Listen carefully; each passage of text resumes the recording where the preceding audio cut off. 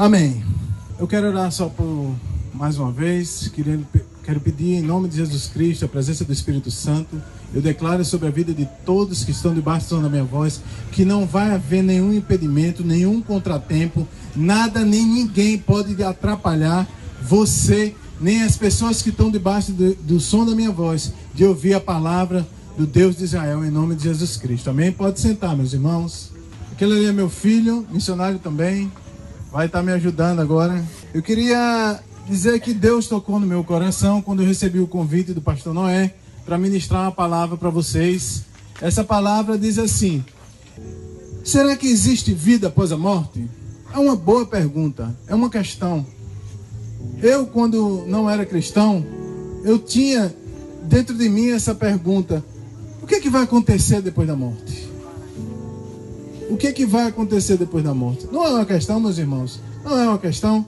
A gente sempre acorda de manhã, abre os olhos, e quando a gente abre os olhos, será que é hoje o meu último dia? É uma pergunta que eu acho que qualquer ser humano poderia fazer para si mesmo. E se for? O que é que vai acontecer? Será que a nossa vida é igual a um pavio? A gente acende ele vai consumindo, depois acaba? Será que é igual a uma vela? A nossa vida é igual a uma vela? Quem tem Bíblia, abra em Efésios 2:8, mas está ali, ó. Porque pela graça sois salvos, por meio da fé, e isso não vem de vós, é dom de Deus. Deus disse para nós que a gente pode ser salvo. E essa dádiva de ser salvo não é salvo porque a gente quer, mas salvo porque é um dom dele, ele que dá de presente para nós. Quando Deus fala isso, ele quer trazer a gente para uma revelação do que está acontecendo ali. A imagem pode parecer forte para vocês, meus irmãos, mas a grande verdade é que Jesus, representado por aquele homem ali, foi moído, humilhado e depois morto na cruz. Fazem 2016 anos, nós estamos no ano 2016, há 2016 anos isso aconteceu.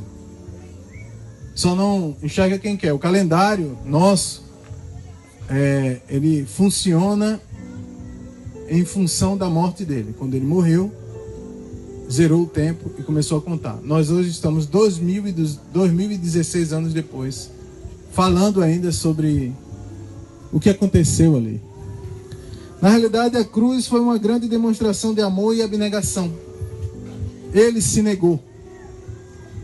Aquele ato ali na cruz que aconteceu há 2016 anos atrás, aconteceu porque ele se negou. Ele resolveu fazer isso. Foi uma ação caracterizada por desprendimento e pela capacidade dele se colocar no lugar da gente. Ele decidiu fazer isso. Foi uma superação das tendências naturais e egoístas de uma pessoa egoísta. Ele disse: não, eu não vou ser egoísta. Eu fico às vezes lembrando, tem uma passagem que ele, antes de ir para a cruz, no Getsemane orando, ele disse: Pai, se possível, afasta de mim esse cálice, mas todavia seja feita a tua vontade. Ele estava agoniado ali, mas mesmo assim ele estava perseverante. Foi uma grande e indescritível demonstração de dedicação e principalmente de amor. Principalmente de amor. Jesus, na cruz, demonstrou para nós muito amor. Não é fácil imaginar uma pessoa assim, porque naquela época os romanos crucificavam ladrões e pessoas que viviam transgredindo a lei. Jesus foi para a cruz e na cruz ele morreu sem nenhum pecado, diz a Bíblia. E ele fez isso por nós. Em João 14, 1-3 diz assim: por causa da fé nesta graça, esta da cruz, né? Poderemos desfrutar das heranças ocasionadas por essa vitória. Não se turbe o vosso coração, credes em Deus, credes também em mim. Na casa do meu pai há muitas moradas. E se não fosse assim, eu lhe teria dito: vou preparar lugar para você. E quando eu for, eu vou preparar um lugar. Virei outra vez e vos levarei para mim mesmo, para que onde eu estiver, estejais vós também. Quando eu saí de casa, eu estava orando, eu sempre orando, eu disse: Senhor, eu vou falar uma palavra que vem de Ti e que o Teu povo precisa ouvir. E agora eu sinto forte no meu espírito que tem pessoas que estão ouvindo, que estão aqui perto da gente. Eu não sei se está aqui, mas se está ali ou se está algum perto, mas que está sentindo uma forte agonia no coração há alguns dias ou de tempos em tempos. E essa pessoa que está ouvindo, que está passando essa vida assim, ela está ouvindo e está se sensibilizando. E eu queria dizer para você, não sei quem é, mas que Deus me mandou aqui para falar para você. Eu sei que tem outras pessoas também que estão bem sensibilizadas, mas ele fala exclusivamente dessa única pessoa, que eu não sei onde está. Eu queria convidar, se ela estiver sentada em algum lugar, que ela pudesse vir. Na realidade, gente, a humanidade tem sido acometida por diversas pressões mentais, culpa, acusação, e tem nos deixado doentes. Eu tenho certeza absoluta, sem dúvida, que se vocês pararem para pensar um pouco, vocês logo vão se lembrar de algum momento que vocês estavam aperreados. E eu não preciso ir muito longe não, de uma semana para cá. O amor de muitos se esfria por causa dessa perseguição, por causa dessa acusação que a gente sente forte no nosso coração. E a gente muitas vezes fica perturbado, agressivo, sem amor, egoísta, porque a gente na realidade é provocado a viver assim. A gente é provocado a viver assim. Mas a grande verdade e o que não nos incomoda tanto, porque essas pressões psicológicas fazem com que a gente não pense sobre para onde nós vamos depois que a gente morrer. Ou alguém acha que não vai morrer. Para onde nós vamos depois que a gente morrer? A Bíblia diz assim: no entanto, a morte reinou desde Adão até Moisés, até sobre aqueles que não tinham pecado, à semelhança da transgressão de Adão, o qual é a figura daquele que havia de vir. Irmãos, assim como você existe, Adão existiu e Eva também. E no momento que eles existiram, eles pecaram. Pecaram por dois motivos. O primeiro e o motivo pior e mais horrível era que eles pecaram, como diz Gênesis 3, porque queriam ser igual a Deus. E o segundo, em seguida, foi desobedecer e comer o fruto proibido. Naquele momento ali, a humanidade foi condenada. O espírito que havia em Adão morreu. Esse é o primeiro Adão, o primeiro homem. E quando ele morreu, quando ele desobedeceu, o espírito que vivia dentro dele morreu. Mas eu queria perguntar, isso é uma dúvida que eu tenho, como é que eu queria até levar essa dúvida para vocês, como é que nós podemos crer tão fortemente? Porque se você, independente de religião, perguntar por que a sociedade está assim, por que o mundo está assim, vocês logo vão dizer o seguinte: porque a sociedade está assim, o mundo está se acabando. Mas se alguém dissesse para você assim: mas por que Adão cometeu o pecado e por causa disso a humanidade está na situação em que está? Logo você iria acreditar, realmente foi o que aconteceu. E aconteceu mesmo, literalmente. Adão cometeu um pecado e nós herdamos, porque somos da linhagem dele. Como a gente acredita tão fortemente que isso aconteceu, mas não acredita que também por um só homem, porque Adão era um só homem, e por causa de um só homem, o pecado se disseminou na terra. Como a gente acredita tão fortemente nisso, mas a gente tem dificuldade de acreditar que por causa de também um único só homem, a gente veio a reviver. A gente tem facilidade para acreditar no que a gente está vendo, na tragédia que a gente está vendo, no amor frio de muitas pessoas. Mas a gente tem dificuldade para acreditar que também por um único só homem, Jesus Cristo, a gente também pode reviver.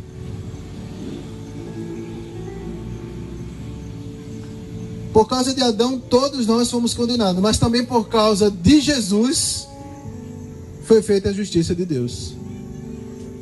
Quem aceitou Jesus não precisa se preocupar com o que vai acontecer com você, porque você é a própria justiça de Deus.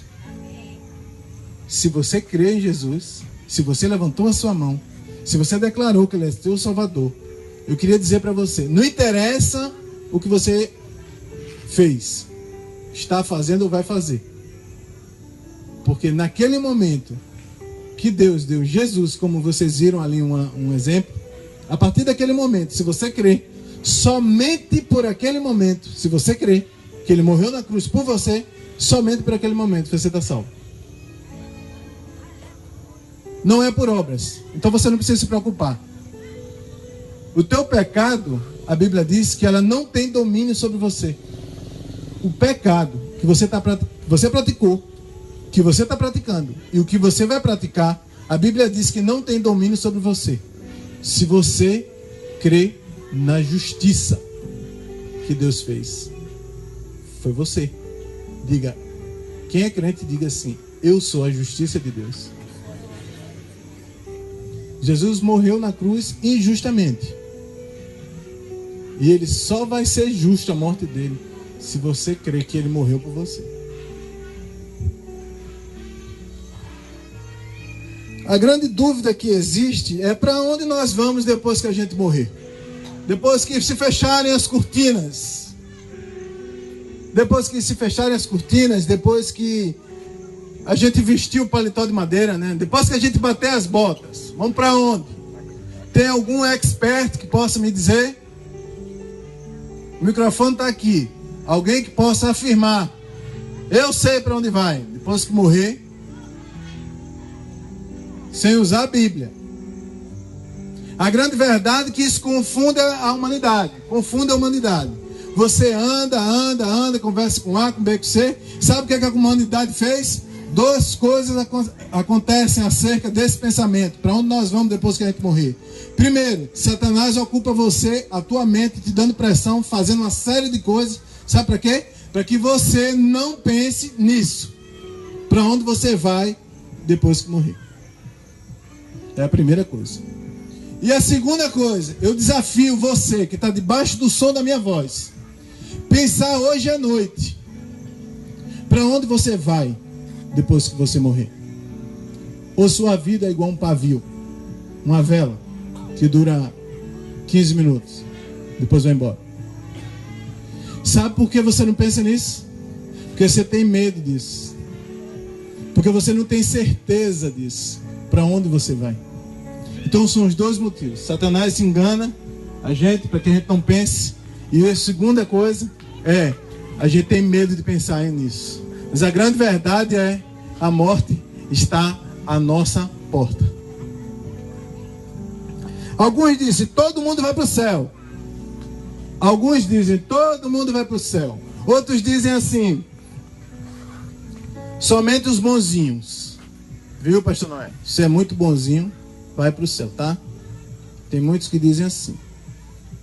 Fazem coisas boas, mas não conhecem a justiça de Deus. Não sabe o que Jesus fez na cruz. Não reconhece. Acha que porque é bonzinho, vai para o céu. Outros dizem que somos miseráveis pecadores e por isso ninguém vai para o céu. O mundo vai acabar e ninguém vai para o céu. Isso é uma heresia sem classificação. Mas a Bíblia diz assim, que nós seremos salvos de graça, e isso por meio da fé. Jesus morreu como um cordeiro de Deus.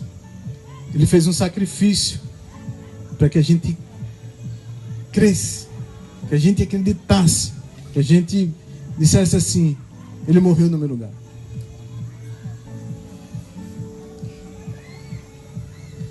Não são nossas obras que vão nos levar para o céu, definitivamente não. Nem Deus, que é um velhinho bonzinho que salva todo mundo. Tem muita gente que pensa que Deus é um velhinho, viu, irmão? Deus é um velhinho bonzinho, né, irmão? Você lá mete o queixo nele, que legal. Deus é bonzinho, vai salvar todo mundo. Nem são as nossas orações que vai salvar você. Não são mesmo. Em João 3,16 a Bíblia diz assim: porque Deus amou o mundo de tal maneira que deu o seu único Filho, para que todo aquele que nele crê não pereça, mas tenha vida eterna. Você está ouvindo isso? Você está ouvindo isso?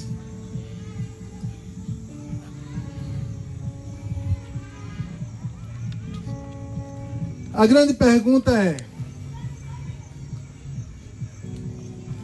o inferno existe? A grande pergunta é: o céu existe? Mas eu vou fazer uma outra pergunta. Onde estão aquelas pessoas que morreram? Um parente seu.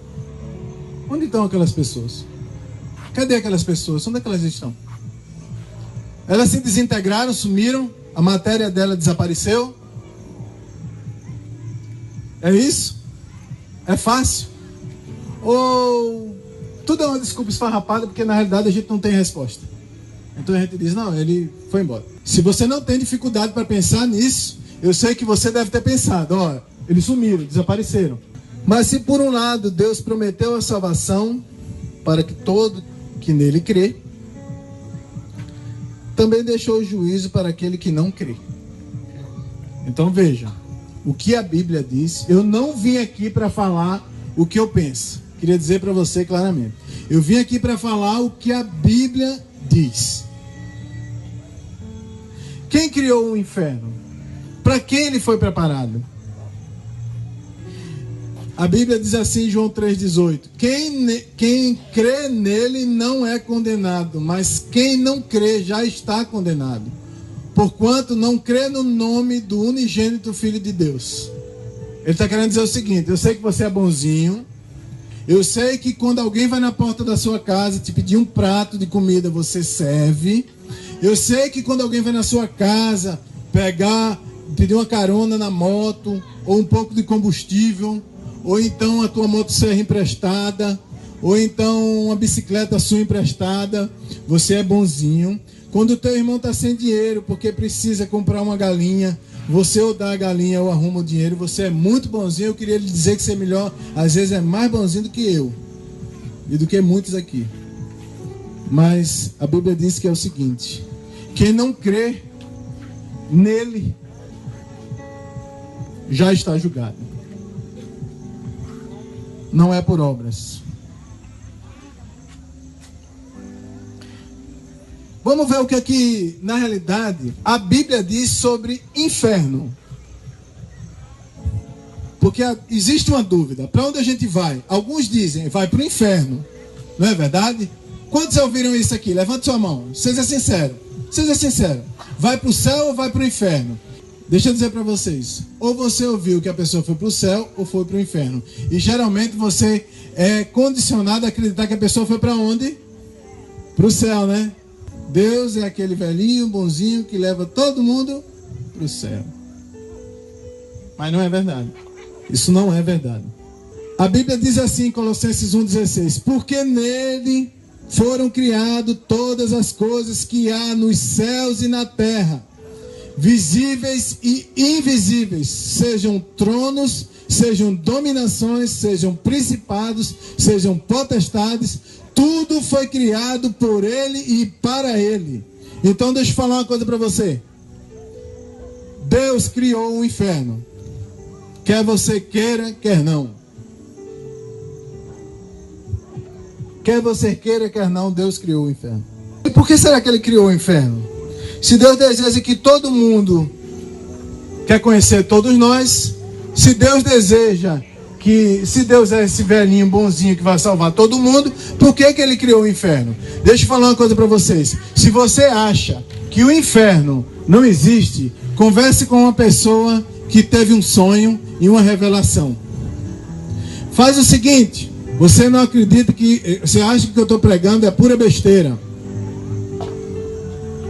Então você faz o seguinte, vai num culto de uma igreja evangélica, chega lá no momento de cura e libertação, quando você vê algo sendo transformado e mudado numa pessoa que você conhece bem, e aquela pessoa ficar agressiva, Vocês sabem mais ou menos o que eu estou lhe dizendo, né? Eu lhe desafio a ir lá, para você olhar para o mundo espiritual na tua frente. A grande verdade é que Deus criou o inferno. E por que será que Ele criou? Será que Deus criou para que nós, seres humanos, que fomos criados por Ele, porque a Bíblia diz ali, ó, porque nele foram criadas todas as coisas, você foi criada por Ele. A pergunta é, se eu fui criado, então eu vou para o céu, não é? Não, gente, você é uma criatura criada por Deus, é diferente. Ele criou você, mas não é por isso que você vai para o céu.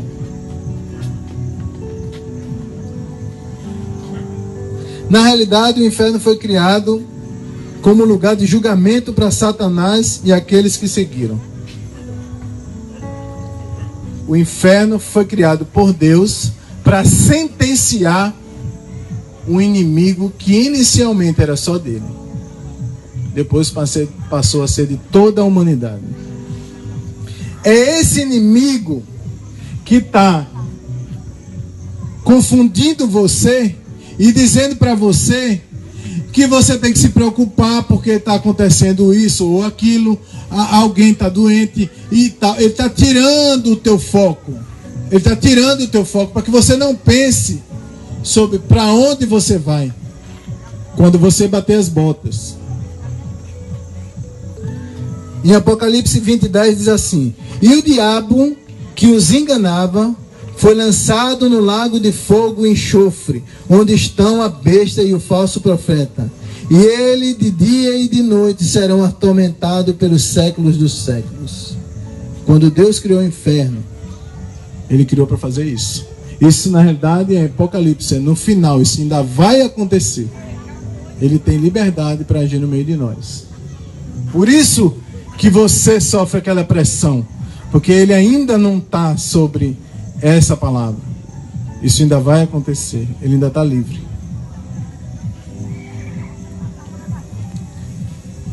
Mas o que é que a Bíblia diz sobre inferno? Meninos, vocês aí, ó, você que está com a coroa, presta atenção. O que é que a Bíblia diz sobre inferno? Existe, na realidade, antes de Jesus. Porque é o seguinte, antes deixa eu traduzir algo para vocês aqui. Em hebraico, o idioma original, aramaico e hebraico, que é que Jesus falava, ele é muito poderoso. Viu, Level? Uma palavra em hebraico tem um significado muito abrangente. Então, no português e no grego, as palavras são mais limitadas. Então, por exemplo, quando você for ler a sua Bíblia, que está em português, vocês vão ler e vão dizer assim, é porque está no inferno. Lá em Mateus, no inferno. Porque no inferno e tal. Então, quando você ouve falar em inferno, você ouve falar em português. Mas em hebraico, cada significado do inferno tem uma... O hebraico tem... o inferno tem 5 significados. Na Bíblia, em português, trata só como inferno. Mas em hebraico tem 5. O primeiro deles é o Seol, que é um lugar de tormento. Deixa eu falar uma coisa para vocês.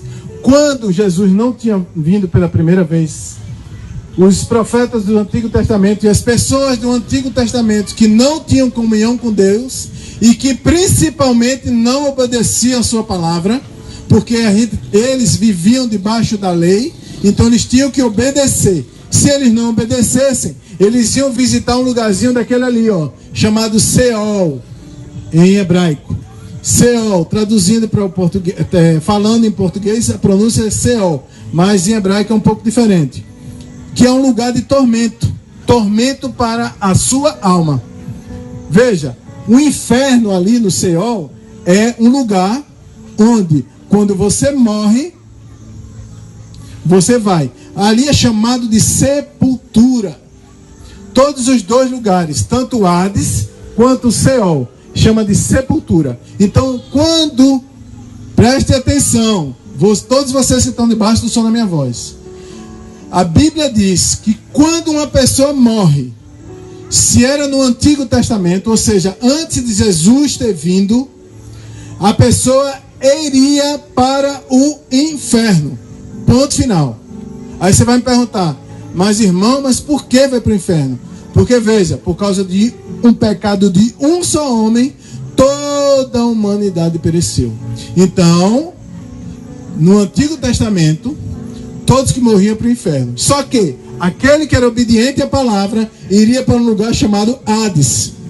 Aquele lugar que chama Hades é um lugar de consolo. Veja que é tudo sepultura. Quando você vai sepultar alguém, você olha para o caixão, vê a sepultura. O corpo está ali. A alma vai para outro lugar. Antes do Antigo Testamento, se você era obediente à palavra e seguia Deus, você ia para o Hades, que era o seio de Abraão. Se você era um cara rebelde, tipo alguns camaradas que tem na Bíblia, você visita ali, ó, o Seol, o lugar de tormento. E lá em Isaías 5 diz assim: portanto, o inferno, isso aí é a tradução para nós em português, tá? Aí eu coloquei do lado ali, Seol, portanto o inferno grandemente se alargou e se abriu a sua boca desmesuradamente, e para lá desceram o seu esplendor, e a sua multidão, e a sua pompa, e os que entre eles se alegram. Deixa eu falar uma coisa para vocês. A Bíblia diz que a sepultura está alegre e está devorando muita gente. A Bíblia diz que a sepultura tem autoridade sobre a vida de todo mundo e está devorando muita gente. Se você não sabe para onde você iria, fica atento. Fique muito atento. Porque esse aqui é um estudo escatológico, não é um estudo escatológico, é um estudo da Bíblia. E a Bíblia diz o que é que vai acontecer quando você bater as botas. Se fosse antes de Jesus, você já sabe, iria ou para o Hades, que é o seio de Abraão, ou seja, o lugar onde você seria consolado, mas era inferno, tá, gente? Não confunda as coisas, era inferno. E no Seol, um lugar para quem não tinha comunhão. E essa sepultura, que ainda é quase a mesma coisa da de hoje, tá assim, de boca aberta, para devorar muita gente. Eu queria que vocês abrissem a Bíblia de vocês em Lucas 16. Lucas 16, de 19 a 31.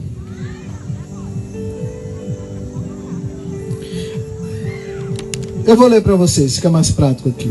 Ora, havia um homem rico e vestia-se de púrpura e de linho finíssimo, e vivia todos os dias resgatado e esplendidamente. Havia também um certo mendigo, chamado Lázaro, que jazia cheio de chagas à porta daquele, e desejava alimentar-se com as migalhas que caíam da mesa do rico.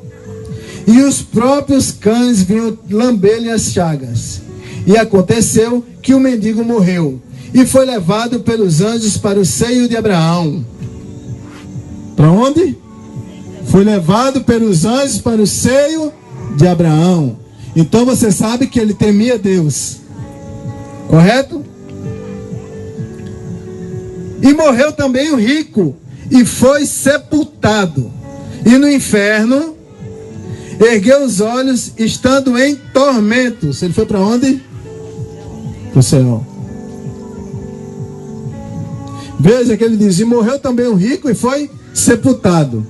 Então, tanto o céu como o Hades, a Bíblia também chama de sepultura. Se você já sepultou alguém, saiba que a pessoa tem grande chance de ter frequentado um dos lugares aí. E clamando disse: Pai Abraão. Ou seja, ele estava no seio de Abraão, ele estava do lado de cá. E aí, gente, quem está no Seol, a Bíblia diz que enxerga quem estava no Hades. Quem está do lado de cá, no tormento, enxerga quem está sendo consolado do outro lado. Enxergava quem estava sendo consolado do outro lado. E ele disse assim, clamando: Pai Abraão, tem misericórdia de mim e pega o Lázaro Pede ao Lázaro que molhe na água a ponta do dedo e me refresque a língua, porque estou atormentado nessa chama. Disse, porém, Abraão: filho, lembra-te de que recebestes os teus bens e a tua vida, e Lázaro somente males. E agora este é consolado e tu atormentado. E além disso, está posto um grande abismo entre nós e vós, de sorte que os que quisessem passar daqui para vós não poderiam, nem tampouco as de lá passar para cá. Ele está se referindo àquele abismo ali, ó. Abraão estava dizendo para o rico, se o Lázaro, que era o pobre, passou uma vida e morreu com chagas, que estava sendo consolado por Abraão, quisesse molhar o dedo e ir lá para botar na boca dele, não ia conseguir, porque tinha ali no meio um abismo. A Bíblia diz que aquele abismo ali são prisões de demônios, falando da palavra, anjos do mal, anjos de Satanás. E além disso, está posto um grande abismo entre vós e nós, de sorte que os que quisessem passar daqui para ele não poderiam, nem tão poucos de lá para cá. E disse ele: rogo-te, pois o Pai que mandasses à casa do meu pai, rogo, ó Pai, que o que mandasses à casa de meu pai, que mandasse Lázaro para a casa do meu pai, ou seja, ressuscitasse o Lázaro, e dissesse assim: porque eu tenho 5 irmãos, para que lhes dê testemunho, a fim de que não venham também para esse lugar de tormento. Veja, o rico que estava no Seol enxergava quem estava do outro lado e disse assim: Abraão, faz um favor para mim, pede ao Lázaro que você está consolando, ressuscita ele, pede para Deus ressuscitar ele, para ele avisar lá meus 5 filhos, que eu tenho 5 filhos ainda. Olha o que Abraão disse: mas se alguém se algum dentre os mortos fosse ter com eles, eles não iriam se arrepender. Ou seja, Abraão disse: se Deus ressuscitasse o Lázaro e fosse lá na sua casa, seus filhos não iam entender. Eu queria dizer para vocês, quantas pessoas já foram na sua casa evangelizar? Quantas pessoas já foram na sua casa falar do amor de Jesus na sua casa? Quantas pessoas levaram uma palavra amiga e falaram do amor de Deus na sua casa? Existe um limite, meus irmãos. Existe um limite. Existe também um outro inferno chamado Gena. E aí eu já vou encerrar. A palavra grega Gena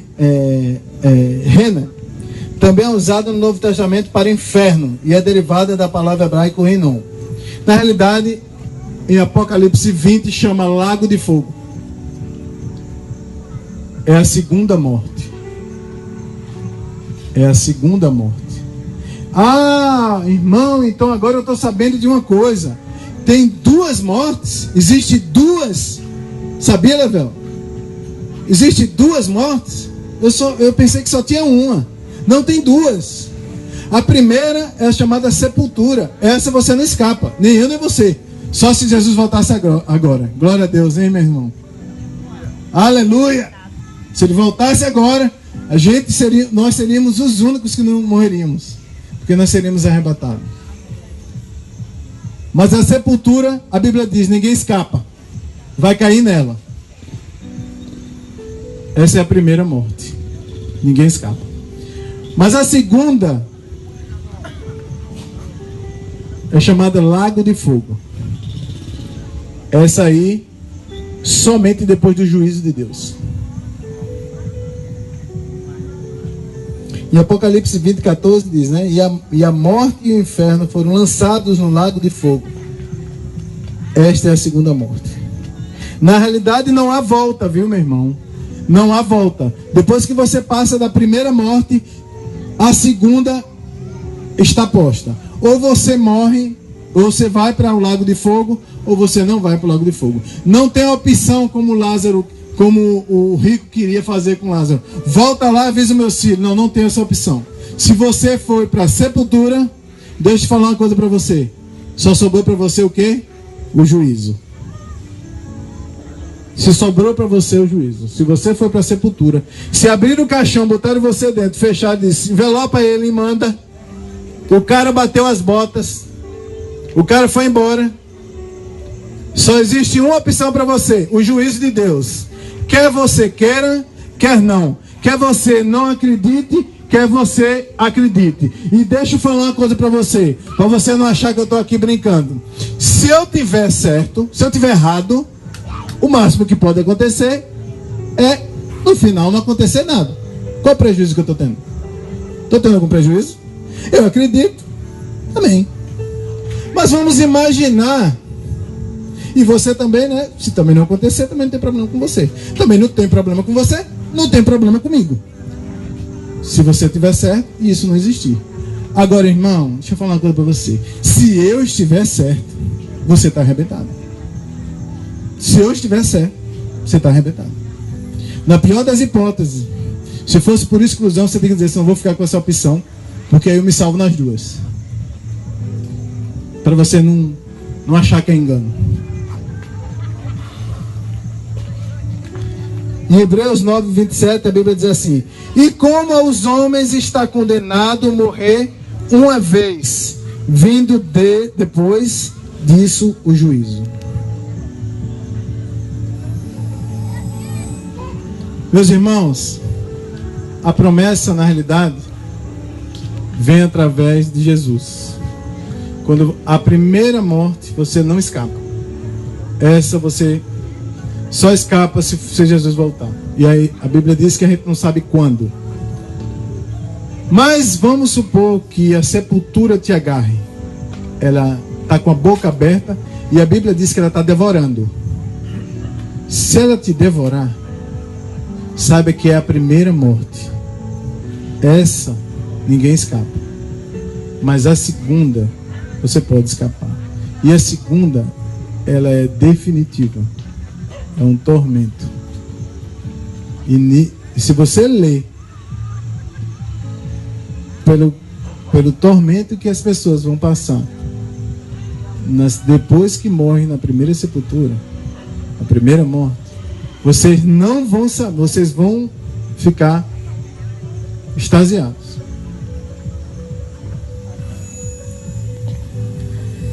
Em Apocalipse 20 ele diz assim: bem-aventurado e santo aquele que tem parte na primeira ressurreição. Sobre estes não tem poder a segunda morte.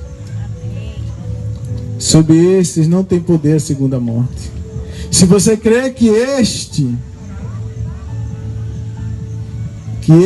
o homem que esse cara está simbolizando aí, morreu no seu lugar, seja esperto, meu irmão. A Bíblia diz que a segunda morte não vai ter autoridade sobre você. Quando Jesus morreu, a Bíblia diz, volta lá, Gabriel, para aquele slide lá que tem o céu, que tem o inferno, volta. Aí, a Bíblia diz que Jesus morreu e desceu e foi no inferno, lembra? Deixa eu falar uma coisa para você, nem Jesus escapou não, viu? Quando ele morreu, ele desceu lá. E sabe o que foi que ele fez? Ele pegou a chave da morte e do inferno, sobre o qual ninguém tinha autoridade. Ele foi lá naquele lugar ali, ó, chamado Hades, seio de Abraão, e disse: todo mundo que está aqui vai ficar aqui até a minha segunda volta. Mas ninguém mais vem para cá, só para o outro lado. Se não crê, gente, hoje só pode ir para aquele lado lá, para aquele tormento. Se crê, vai direto para a glória com ele. Amém. A grande pergunta é: e aqueles lá que estão lá, que morreram e que ainda estão lá? Se você tiver curiosidade, depois você me pergunta no final do culto. A razão pelo qual somos justos é porque o justo dos justos fez seu filho pecado e fez ele morrer na cruz. Eu queria dizer para você, meus irmãos, que eu não era esse cara que você está pensando, não. Eu sempre fui um cara perverso. Um cara que vivia uma vida terrível. Minha vida era beber, fazer besteira, trabalhar, fazer um monte de besteira. Rapaz, é tanta besteira que eu estou tendo dificuldade até de falar. Bebida era uma delas. Vivi uma vida pregressa, uma vida sem qualidade nenhuma, uma vida pensando somente em dinheiro. E eu fazia o seguinte, viu? Quando chegava, tinha vida pregressa o ano todo. Que chegava em dezembro, eu botava uma sopinha, irmã, uma roupinha, uma sacolinha, e eu ia no Natal. Aí chegava lá, olha, eu trouxe isso aqui pra você, no Natal. Passava o ano todinho fazendo besteira. Mas no Natal eu achava que, porque eu sou bonzinho, Deus vai me ajudar. Mas um certo dia, eu vinha com o meu carro, dirigindo de Boa Vista. Eu deixei meu carro em Manaus e depois mandei para Belém. A minha esposa vinha comigo. Quando chegou em Belém, eu disse para ela, olha, ela estava grávida, eu disse, vai embora, de avião, que eu vou levar o carro até Maceió. Eu sou alagoano, ela também, nós somos de Maceió. Eu morava aqui em Boa Vista, mas não deu certo, eu fui embora. Quando eu mandei ela embora em Belém, ela pegou o avião e foi embora. Deixa eu falar uma coisa para vocês. Quando ela foi embora, Deus estava querendo falar comigo, estava querendo encontrar comigo, mas eu não sabia. Eu era um cara pregresso, um cara numa vida terrível. E um certo dia eu capotei com o carro, lá no meio da viagem, eu capotei com o carro, caí dentro do rio. Imagina, irmão, você com cinto de segurança, cair dentro do rio e o carro virar de cabeça para baixo. Diga aí, bacana, né? Pensa numa situação legal, hein, velho? Rapaz, deve ser bom, né? Imagina, você pula de cima do rio, bate embaixo, o carro vira.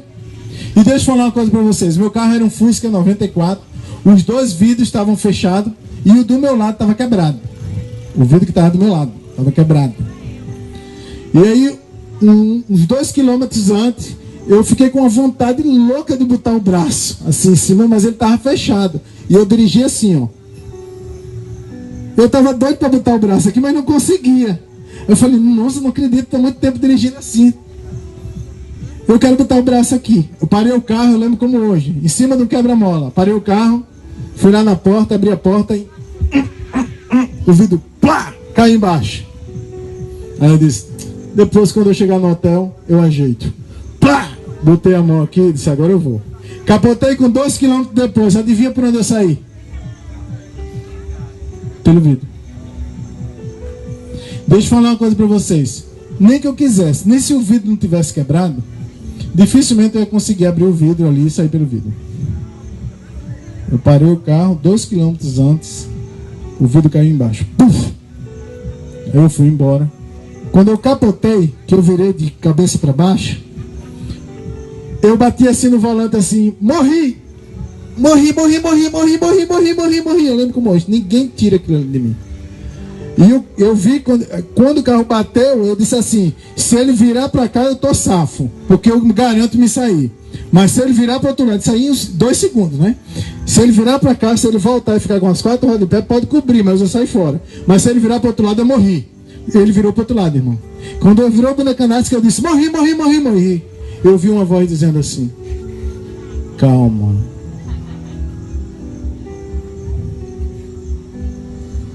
Ele não só pediu para eu ter calma, mas ele me deu a calma. Eu era um pregresso, vida torpe, de cachaça, traindo minha esposa, uma vida pregressa. Uma vida que só pensava em dinheiro, só pensava em mim. Ele teve uma misericórdia tão grande. E eu me encontrei com ele ali. Hoje eu sei, ministrando para vocês, que ele na realidade queria que tudo aquilo acontecesse, para que eu encontrasse com ele, para que eu pudesse estar aqui hoje, falando para você, falando para todo mundo que está ouvindo aqui, debaixo do som da minha voz. Eu não vim aqui por acaso, eu vim aqui porque ele já tinha programado quando eu capotei com o carro. Quantos creem? Amém. Existe um grande engano, meu irmão. e um grande marasmo da sociedade. A sociedade não reage. As pessoas estão caminhando para a sepultura está com a boca aberta e as pessoas estão caminhando para lá e caindo, indo para aquele lugar lá. E a gente muitas vezes não faz nada. Eu era um para estar lá. Se não fosse a misericórdia dele de falar para mim. Era o Espírito Santo de Deus. Jesus, eu encontrava com ele, assim como Paulo que caiu do cavalo. Não foi do cavalo que eu caí, não. Fui capotando dentro do rio. Mas era a mesma coisa. Mas se você está aqui, debaixo do som da minha voz, é porque Deus tem um plano na tua vida. Eu sei que tem muitos que não estão aqui e estão me ouvindo. Tem pessoas que parece que está distraída e que está conversando, mas está me ouvindo. Eu queria te dizer, se você está me ouvindo, é porque Deus tem um plano na tua vida. Quando eu capotei com o carro, que ele disse calma, ele me salvou ali para que eu estivesse aqui hoje e ministrasse para você sobre o que é o inferno e a boca da sepultura que está levando muita gente. Mas em Apocalipse 3:21 diz assim a Bíblia: ao que vencer, lhe concederei que se assente comigo no meu trono, assim como eu venci e me assentei com meu Pai no seu trono.